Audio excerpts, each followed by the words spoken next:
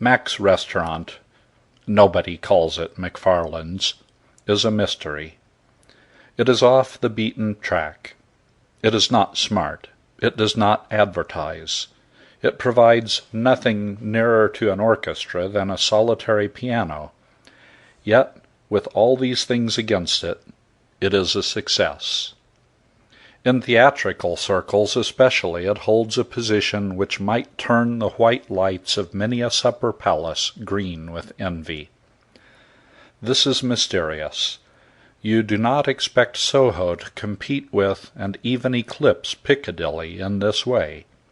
And when Soho does so compete, there is generally romance of some kind somewhere in the background. Somebody happened to mention to me casually that Henry, the old waiter, had been at Mac's since its foundation. "Me?" said Henry, questioned during a slack spell in the afternoon. "Rather." "Then can you tell me what it was that first gave the place the impetus which started it on its upward course? What causes should you say were responsible for its phenomenal prosperity? What give it a leg up? Is that what you're trying to get at?" "Exactly. What gave it a leg up? Can you tell me?" "Me?" said Henry. "Rather." And he told me this chapter from the unwritten history of the London whose day begins when Nature's finishes. "Old Mr. McFarland," said Henry, "started the place 15 years ago. He was a widower with one son and what you might call half a daughter. That's to say, he had adopted her. Katie was her name, and she was the child of a dead friend of his. The son's name was Andy, a little freckled nipper he was when I first knew him, one of those silent kids that don't say much and have as much obstinacy in them as if they were mules. Many's the time in them days I've clumped him on the head and told him to do something, and he didn't run yelling to his pa, same as most kids would 'a' done, but just said nothing and went on not doing whatever it was I had told him to do. That was the sort of disposition Andy had, and it grew on him. Why, when he came back from Oxford College the time the old man sent for him, what I'm going to tell you about soon, he had a jaw on him like the ram of a battleship. Katie was the kid for my money. I liked Katie. We all liked Katie. Old McFarland started out with two big advantages. One was Jules, and the other was me. Jules came from Paris, and he was the greatest cook you ever seen. And me, well, I was just come from 10 years as waiter at the Guelph, and I won't conceal it from you that I gave the place a tone. I gave Soho something to think about over its chop, believe me. It was a come-down in the world for me, maybe, after the Guelph, but what I said to myself was that when you get a tip in Soho, it may be only tuppence, but you keep it, whereas at the Guelph about 99/100ths of it goes to helping to maintain some blooming head waiter in the style to which he has been accustomed. It was through my kind of harping on that fact that me and the Guelph parted company. The head waiter complained to the management the day I called him a fat-headed vampire. Well, what with me and what with Jules, McFarland's, it wasn't Mac's in them days, began to get a move on. Old McFarland, who knew a good man when he saw one and always treated me more like a brother than anything else, used to say to me, "Henry, if this keeps up, I'll be able to send the boy to Oxford College," until one day he changed it to, "Henry, I'm going to send the boy to Oxford College," and next year, sure enough, off he went. Katie was 16 then, and she had just been given the cashier job, as a treat.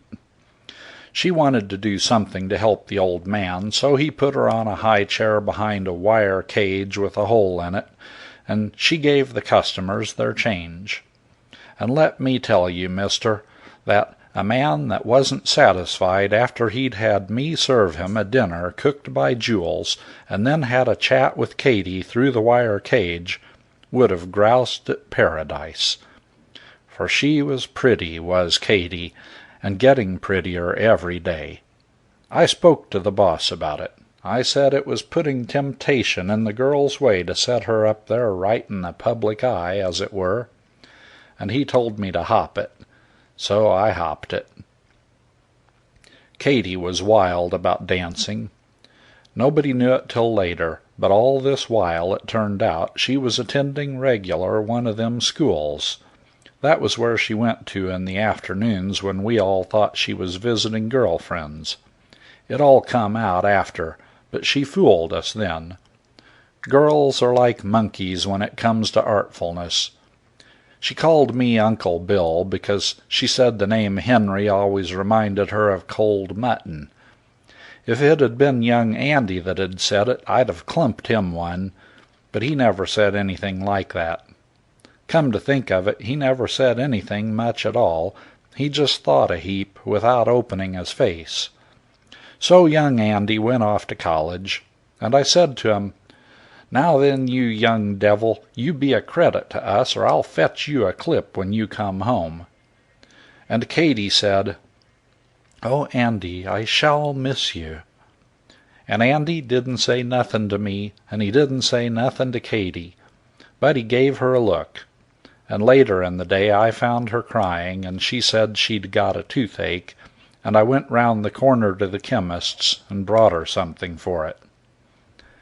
It was in the middle of Andy's second year at college that the old man had the stroke which put him out of business. He went down under it as if he'd been hit with an axe, and the doctor tells him he'll never be able to leave his bed again. So they sent for Andy, and he quit his college and come back to London to look after the restaurant. I was sorry for the kid. I told him so in a fatherly kind of way, and he just looked at me and says, "Thanks very much, Henry." "What must be," I says. "Maybe it's all for the best. Maybe it's better you're here than in among all those young devils in your Oxford school what might be leading you astray. If you would think less of me and more of your work, Henry," he says, "perhaps that gentleman over there wouldn't have to shout 16 times for the waiter." Which, on looking into it, I found to be the case, and he went away without giving me no tip, which shows what you lose in a hard world by being sympathetic. I'm bound to say that young Andy showed us all jolly quick that he hadn't come home just to be an ornament about the place. There was exactly one boss in the restaurant, and it was him. It come a little hard at first to have to be respectful to a kid whose head you had spent many a happy hour clumping for his own good in the past, but he pretty soon showed me I could do it if I tried, and I done it. As for Jules and the 2 young fellers that had been taken on to help me owing to an increase of business, they would jump through hoops and roll over if he just looked at them. He was a boy who liked his own way, was Andy, and believe me, at McFarland's restaurant he got it. And then, when things had settled down into a steady jog, Katy took the bit in her teeth. She done it quite quiet and unexpected one afternoon when there was only me and her and Andy in the place. And I don't think either of them knew I was there, for I was taking an easy on a chair at the back, reading an evening paper. She said kind of quiet, "Oh, Andy?" "Yes, darling," he said. And that was the first I knew that there was anything between them. "Andy, I've got something to tell you." "What is it?" She kind of hesitated. "Andy, dear, I shan't be able to help any more in the restaurant." He looked at her, sort of surprised. "What do you mean?" I'm going on the stage." I put down my paper. "What do you mean, did I listen? Of course I listened. What do you take me for?" From where I sat, I could see young Andy's face, and I didn't need any more to tell me there was going to be trouble. That jaw of his was right out. I forgot to tell you that the old man had died, poor old feller, maybe 6 months before, so that now Andy was the real boss instead of just acting boss. And what's more, in the nature of things, he was, in a manner of speaking, Katie's guardian, with power to tell her what she could do and what she couldn't. And I felt that Katie wasn't going to have any smooth passage with this stage business which she was giving him. Andy didn't hold with the stage, not with any girl he was fond of being on it anyway. And when Andy didn't like a thing, he said so. He said so now. "You aren't going to do anything of the sort." "Don't be horrid about it, Andy dear. I've got a big chance. Why should you be horrid about it?" "I'm not going to argue about it. You don't go." "But it's such a big chance, and I've been working on it for years." "How do you mean, working on it?" And then it came out about this dancing school she'd been attending regular. When she'd finished telling him about it, he just shoved out his jaw another inch. "You aren't going on the stage." "But it's such a chance. I saw Mr. Mandelbaum yesterday, and he saw me dance, and he was very pleased and said he would give me a solo dance to do in this new piece he's putting on." "You aren't going on the stage." What I always say is, you can't beat tact. If you're smooth and tactful, you can get folks to do anything you want. But if you just shove your jaw out at them and order them about, why, then they get their backs up and sauce you. I knew Katie well enough to know that she would do anything for Andy if he asked her properly, but she wasn't going to stand this sort of thing. But you couldn't drive that into the head of a feller like young Andy with a steam hammer. She flared up quick, as if she couldn't hold herself in no longer. "I certainly am," she said. "You know what this means." "What does it mean?" "The end of everything." She kind of blinked as if he'd hit her. Then she chucks her chin up. "Very well," she says. "Goodbye." "Goodbye," says Andy, the pig-headed young mule, and she walks out one way, and he walks out another. I don't follow the drama much as a general rule, but seeing that it was now, so to speak, in the family, I did keep an eye open for the newspaper notices of The Rose Girl, which was the name of the piece which Mr. Mandelbaum was letting Katie do a solo dance in. And while some of them cussed the play considerable, they all gave Katie a nice word.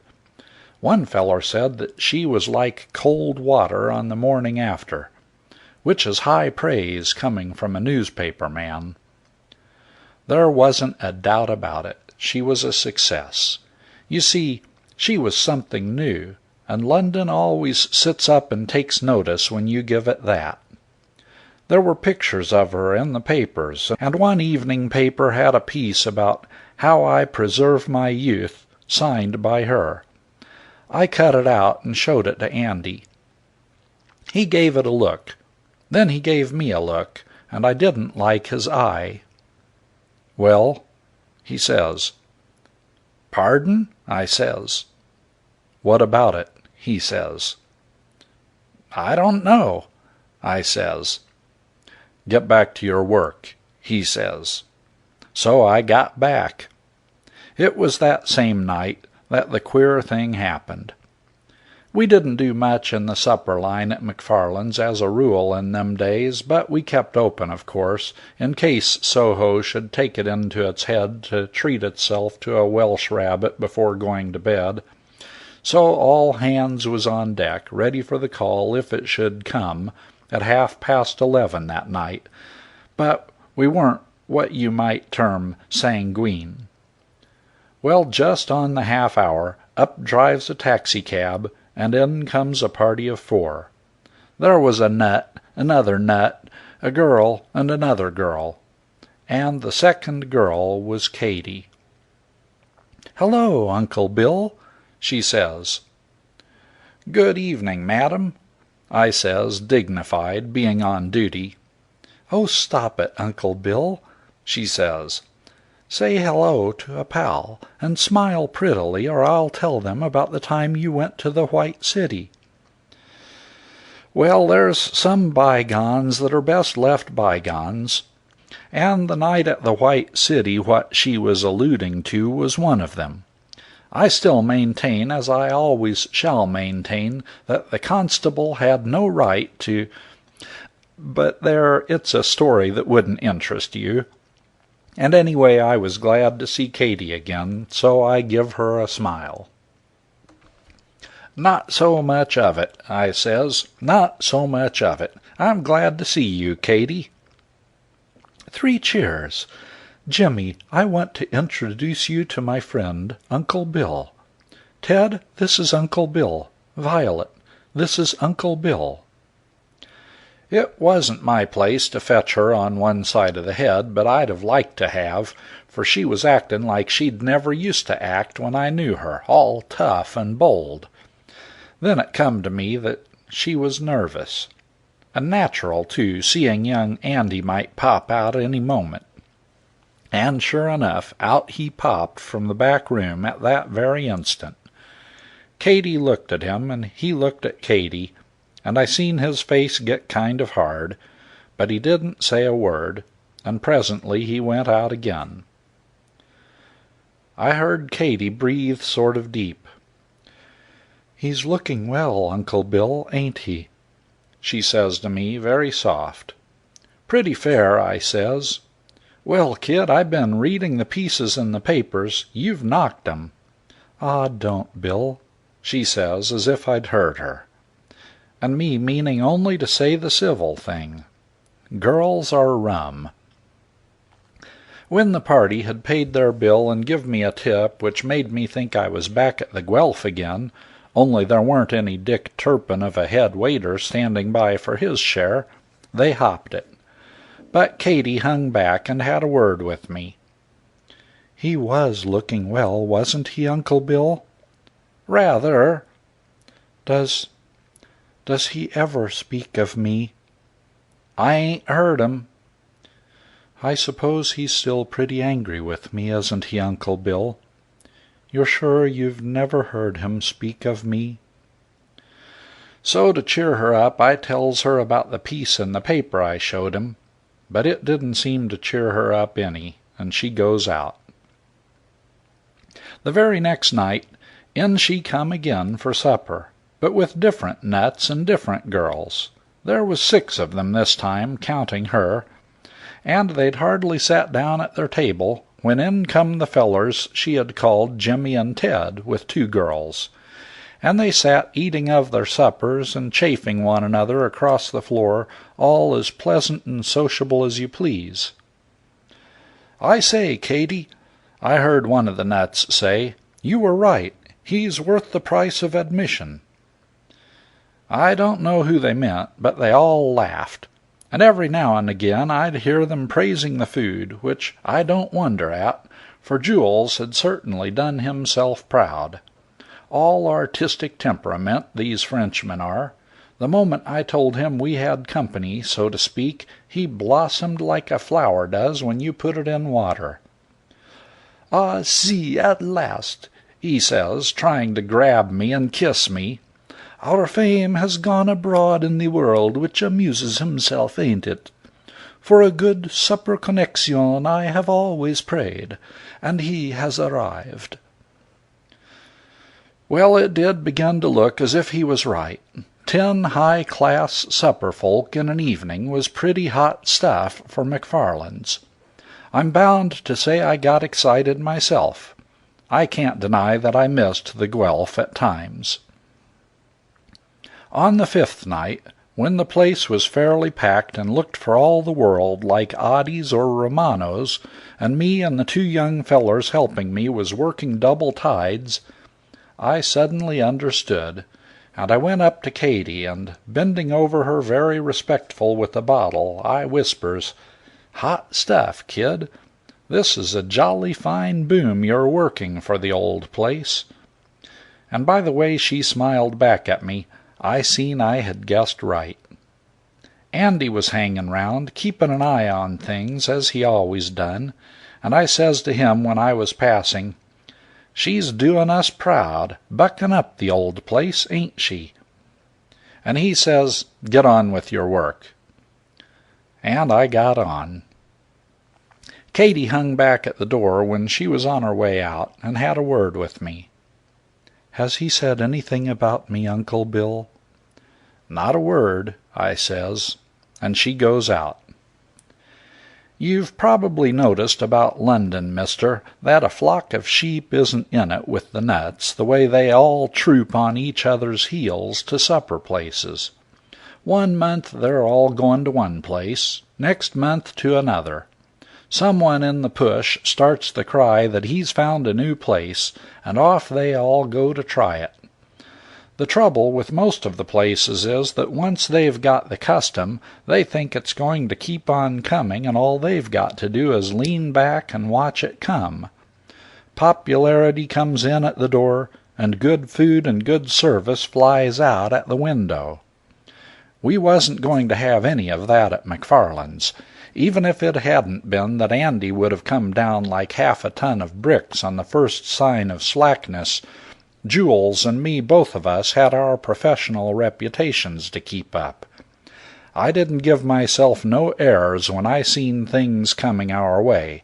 I worked all the harder, and I seen to it that the 4 young fellers under me, there was 4 now, didn't lose no time fetching of the orders.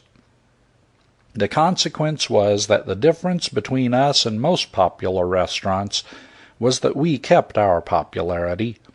We fed them well, and we served them well, and once the thing had started rolling, it didn't stop. Soho isn't so very far away from the center of things when you come to look at it, and they didn't mind the extra step, seeing that there was something good at the end of it. So we got our popularity, and we kept our popularity, and we've got it to this day. That's how McFarland's came to be what it is, mister."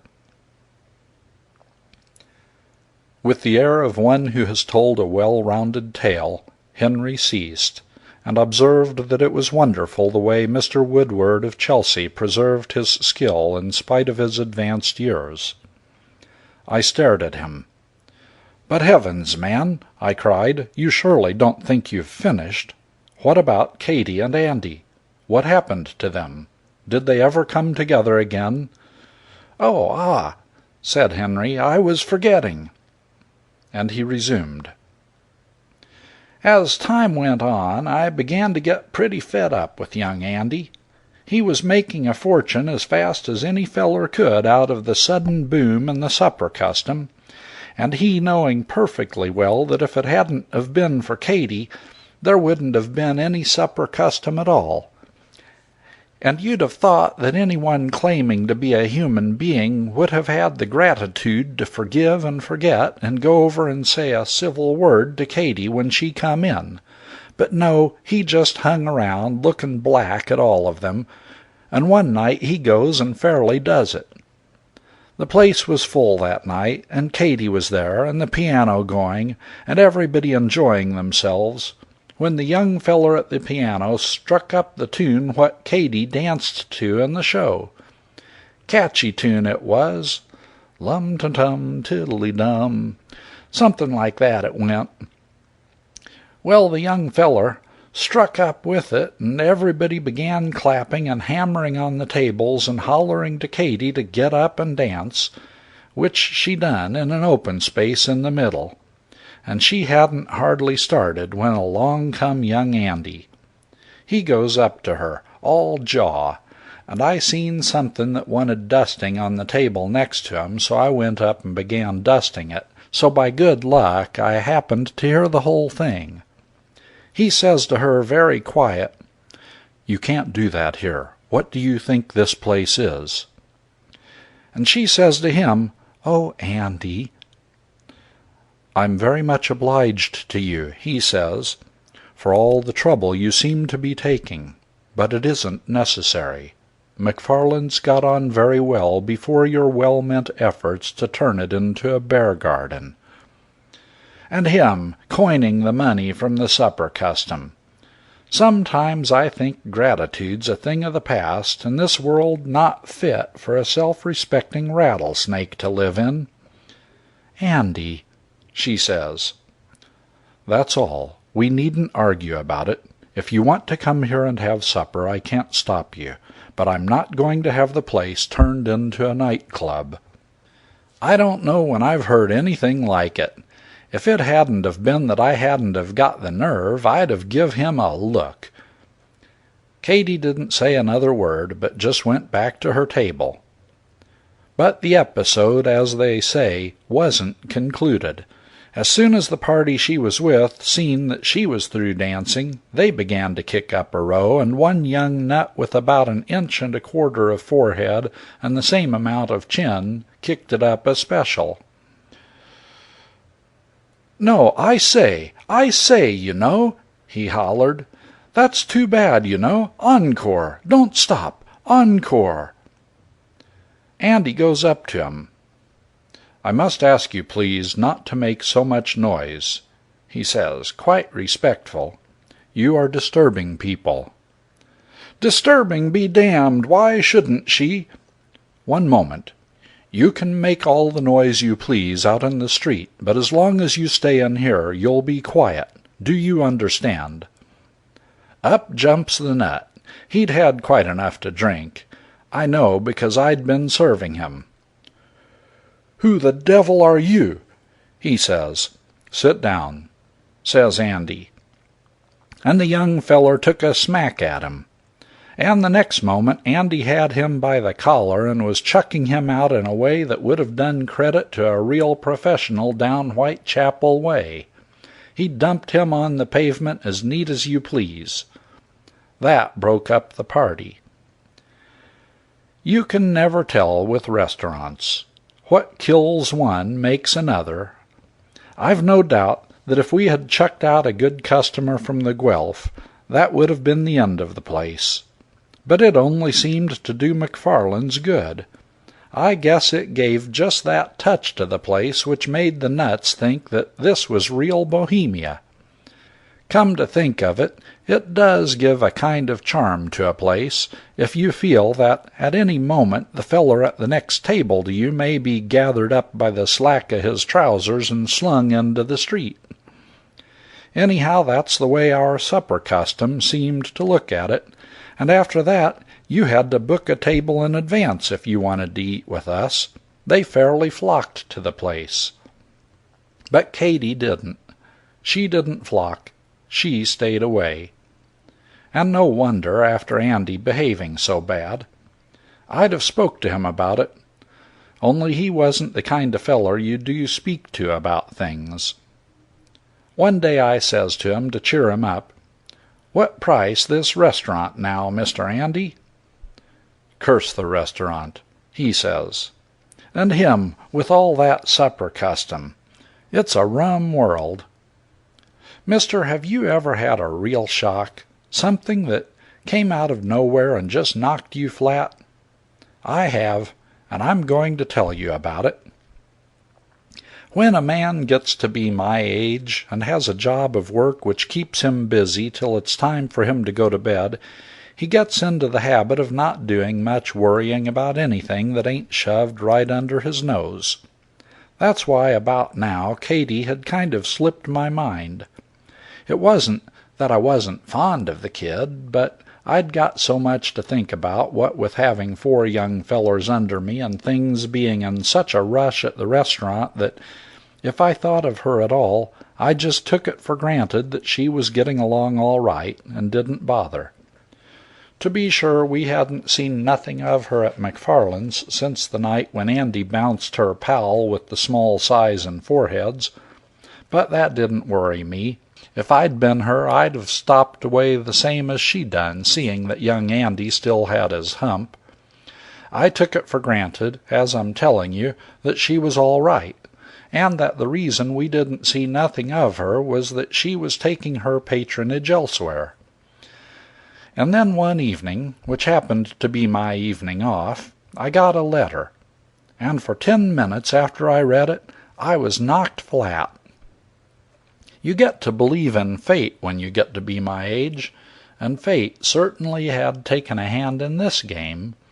If it hadn't have been my evening off, don't you see, I wouldn't have got home till 1 o'clock or past that in the morning, being on duty. Whereas, seeing it was my evening off, I was back at 8:30. I was living at the same boarding house in Bloomsbury what I'd lived at for the past 10 years, and when I got there I found her letter shoved half under my door. I can tell you every word of it. This is how it went. Darling Uncle Bill, don't be too sorry when you read this. It is nobody's fault, but I am just tired of everything, and I want to end it all. You have been such a dear to me always that I want you to be good to me now. I should not like Andy to know the truth, so I want you to make it seem as if it had happened naturally. You will do this for me, won't you? It will be quite easy. By the time you get this it will be 1, and it will all be over, and you can just come up and open the window and let the gas out, and then everyone will think I just died naturally. It will be quite easy. I am leaving the door unlocked so that you can get in. I am in the room just above yours. I took it yesterday so as to be near you. Goodbye, Uncle Bill. You will do it for me, won't you? I don't want Andy to know what it really was. Katie. That was it, mister, and I tell you it floored me. And then it come to me kind of as a new idea that I'd best do something pretty soon, and up the stairs I went, quick. There she was on the bed with her eyes closed and the gas just beginning to get bad. As I come in, she jumped up and stood staring at me. I went to the tap and turned the flow off, and then I gives her a look. Now then, I says. How did you get here? Never mind how I got here. What have you got to say for yourself? She just began to cry, same as she used to do when she was a kid and someone had hurt her. Here, I says, let's get along out of here and go where there's some air to breathe. Don't you take on so. You come along and tell me all about it. She started to walk to where I was, and suddenly I seen she was limping. So I gave her a hand down to my room and set her on a chair. Now then, I says again. Don't be angry with me, Uncle Bill, she says, and she looks at me so pitiful that I goes up to her and puts my arm round her and pats her on the back. Don't you worry, dearie, I says. Nobody ain't going to be angry with you. But for goodness sakes, I says, tell a man why in the name of goodness you ever took and acted so foolish. I wanted to end it all. But why? She burst out a-crying again like a kid. Didn't you read about it in the paper, Uncle Bill? Read about what in the paper? My accident. I broke my ankle at rehearsal ever so long ago, practicing my new dance. The doctors say it will never be right again. I shall never be able to dance any more. I shall always limp. I shan't even be able to walk properly. And when I thought of that, and Andy, and everything, I got on to my feet. Well, well, well, I says. Well, well, well. I don't know as I blame you, but don't you do it. It's a mug's game. Look here. If I leave you alone for half an hour, you won't go trying it on again. Promise?" "Very well, Uncle Bill. Where are you going?" "Oh, just out. I'll be back soon. You sit there and rest yourself." It didn't take me 10 minutes to get to the restaurant in a cab. I found Andy in the back room. "What's the matter, Henry?" he says. "Take a look at this," I says. There's always this risk, mister, in being the Andy type of feller what must have his own way and goes straight ahead and has it, and that is that when trouble does come to him, it comes with a rush. It sometimes seems to me that in this life we've all got to have trouble sooner or later, and some of us gets it bit by bit, spread out thin, so to speak, and a few of us gets it in a lump, biff. And that was what happened to Andy, and what I knew was going to happen when I showed him that letter.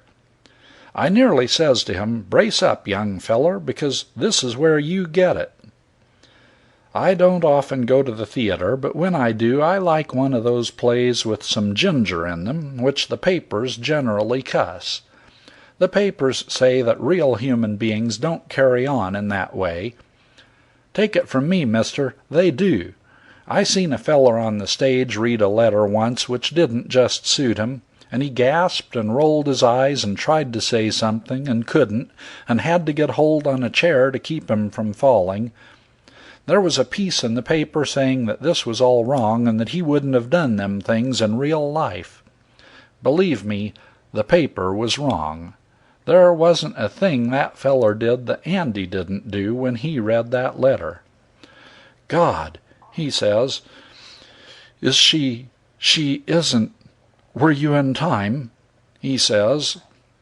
And he looks at me, and I seen that he had got it in the neck right enough. "If you mean is she dead," I says, "no, she ain't dead." "Thank God." "Not yet," I says. And the next moment we was out of that room and in the cab and moving quick. He was never much of a talker, wasn't Andy, and he didn't chat in that cab. He didn't say a word till we was going up the stairs. "Where?" he says. "Here," I says, and I opens the door. Katie was standing looking out the window. She turned as the door opened, and then she saw Andy. Her lips parted as if she was going to say something, but she didn't say nothing. And Andy, he didn't say nothing neither. He just looked, and she just looked, and then he sort of stumbles across the room and goes down on his knees and gets his arms around her. "Oh, my kid," he says. And I seen I wasn't wanted, so I shut the door and I hopped it. I went and saw the last half of a music hall, but I don't know, it didn't kind of have no fascination for me. You've got to give your mind to it to appreciate good music hall turns.